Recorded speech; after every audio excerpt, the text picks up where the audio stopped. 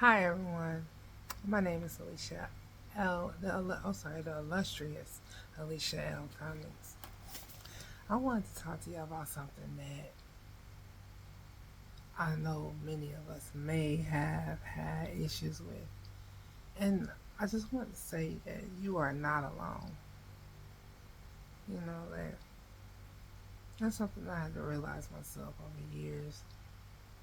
Feeling like I didn't have nobody or didn't have friends that I can go run. I'll always run and talk to somebody. Just gotta get things off my chest, which they call is dumping. And I was dumping my woes and weariness and things like that on other people, not knowingly, but just thinking that they may have had something that they could tell me to help me. And I bogged someone down or bogged another person down, you know, until they had been completely pushed away. Once I had like had an attitude with them or something or whatever, because I used to have a really bad attitude, you know. And God's still working on me on that. I know I want to be respectful to others, and I want people to be respectful to me.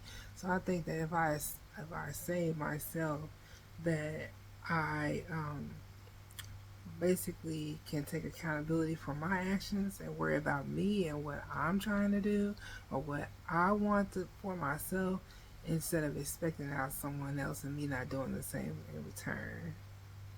Um, I say that you are not alone because God is here with you, you know? Um, and that is like when you think that no one is there, with you during your times of duress, distress, maliciousness, any type of stress that has been put on you, or you may have put it on yourself.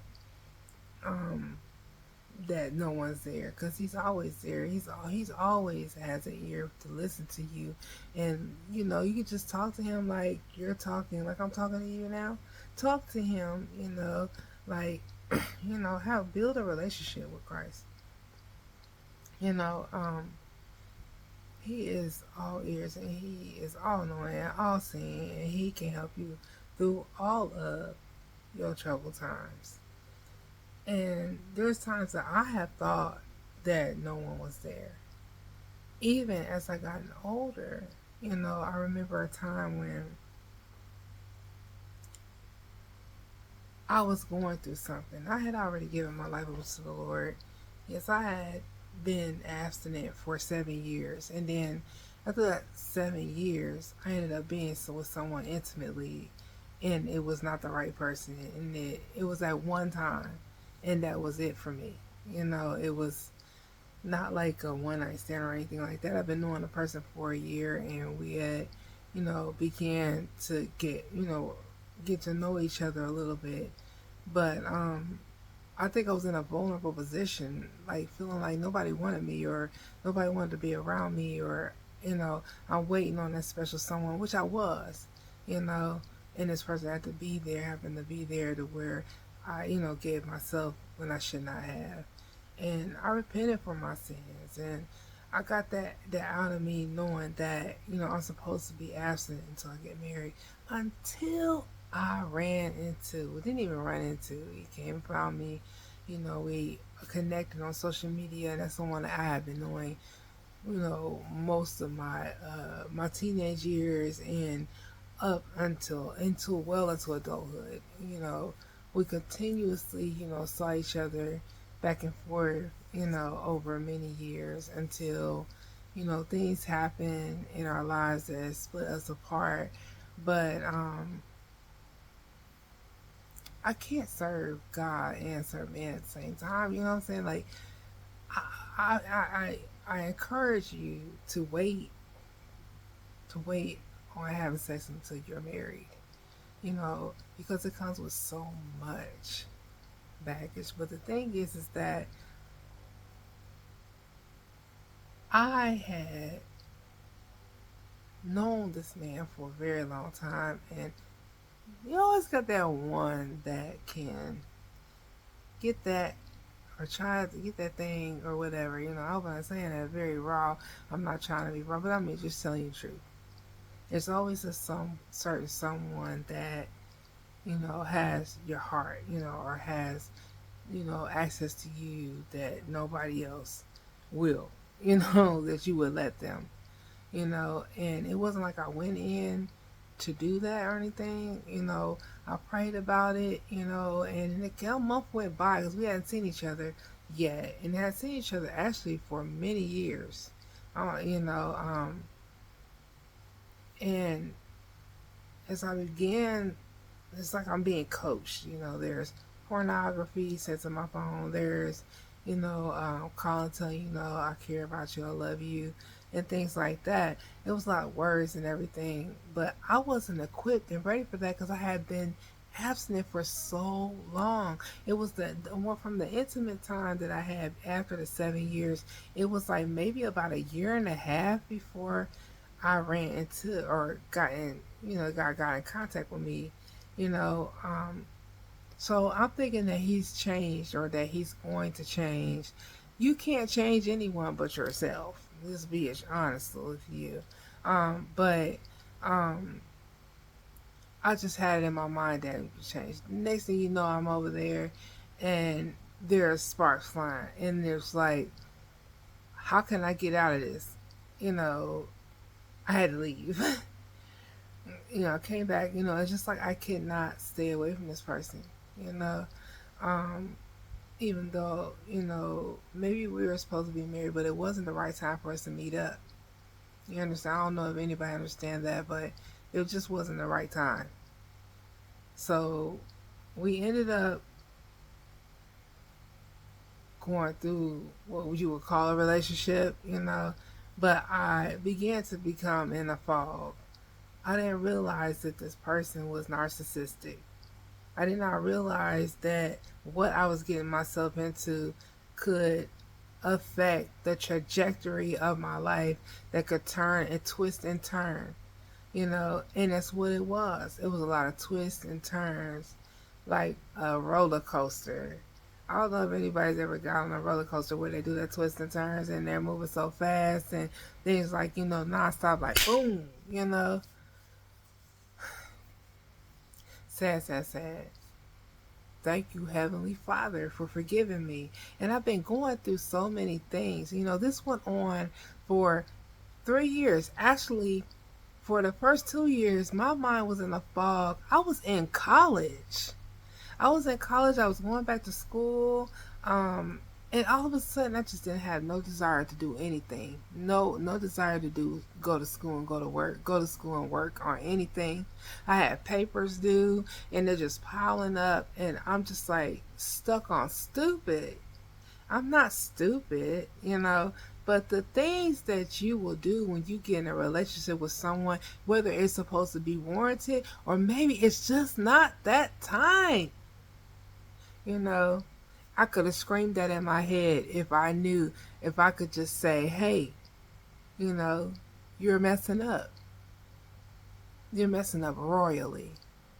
Go home to your daughter, you know. And then see that first 2 years, and then that following year, uh, I'm just like, oh, I became abstinent. He didn't even know what I was doing. I just kept avoiding him. I'm like, look, I'm abstinent. I got to do what the Lord wants me to do. This is not right for me. It's not right for you. It's not right for my child, my children. It's not right for nothing. And I got pushed away even by my family. They were starting to push me away because they seen things. I was on a video and didn't even know that I was on a video giving him fellatio. And he made it seem like it was other people, that I was doing that with other people and things like that. But regardless of that, that is my accountability to take it because I was there. Even though I'm led there and I'm pushed all the way there, but I was not resisting. Even after the fact that I found out something and I didn't think that it was actually true, I was feeding my own mind with foolishness. I had the itching ear. And like sometimes I still have it at times. And that's how I know that I'm not hearing sound doctrine. I'm not doing this for myself. I'm doing this to try to help someone else because I've been through this and I just don't want you to go through that. If you understand what I mean. You know, I'm sorry again. I don't want to say emotional, but I get angry at myself. And you know, sometimes you have to let yourself like you know what I'm saying, like don't be so hard on yourself. But that was major. You know, that was major. So that third year, you know, so over all this time, you know, it's been a year and 4 months or so, you know, and I have not been intimate with him, you know, or anyone else. I was with him the whole time, you know, and I just think that, you know, for his healing too, that we need to be apart. Now I'll get upset because he's with someone else, or if he's with, you know what I'm saying. But I mean, I guess it just comes with it. But I can't do anything about that. All I can do is focus on me and my child, and that brings me joy and peace within myself. You know, I feel irritated in my stomach around because it's pulling and tugging at me. I want to go see him, or I want him to come see me, or something like that. But it's just not going to happen right now. It is not time for that right now. And I'm studying to be a wife. I'm studying to do right. I'm trying to watch the words that come out of my mouth. You know what I mean? I have a problem sometimes, you know, cussing at my daughter, or just cussing, period. You know, when I'm venting and, you know, not exactly saying things to the Lord, but just speaking out loud, you know. Well, make it make sense, Alicia, I say to myself. Make it make sense, you know. That doesn't make me crazy. That makes me have sense. You know, like I have to speak myself, you know, positivity, positive affirmations, positive words. You know, even though I get distracted sometimes, and I'm focusing on things that I cannot focus on right now. So I say now, and this is it, y'all. God grant me the serenity to accept the things that I cannot change, the courage to change the things that I can, and the wisdom to know the difference. I love y'all. Have a blessed day. I might send another video out today. I don't know. I'm just gonna be obedient to my heavenly Father, and that's what you should do. Be obedient to your heavenly Father. There is no time for fornication. There is no time to give yourself away to someone that look. You're married to Jesus. You know, when he knows it's the right time, he's going to let you know. He's going to put it in your presence, on your heart. He's going to put it in, you know, or what it is, or who it is that you are to be intimate with, was your husband, and after you're married. You know, don't think it's far fetched. It may seem far fetched because it may have not happened by now, or it hasn't happened, or you don't think it's going to happen in the future, but just let God have it. You are not alone. God bless you.